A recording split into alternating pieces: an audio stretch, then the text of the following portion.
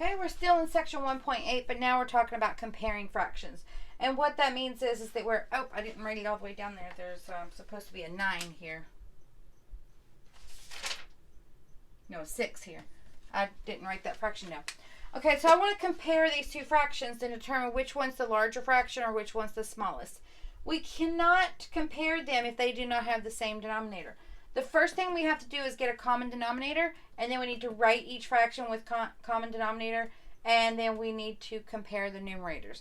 So the first thing, if we want to add, subtract, or compare fractions, we must get the common denominator first. What's a common denominator between 26 and 13? What's a common multiple? 26.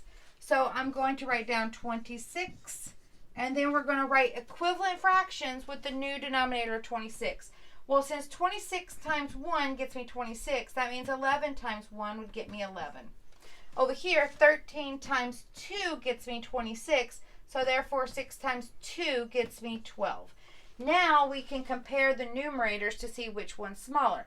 This one I have 11 out of 26 pieces. This one I have 12 out of 26 pieces. I always say to point to the smallest numerator, which would be the 11. So I pointed, and this one would be read as 11/26 is smaller or less than 12 over 26.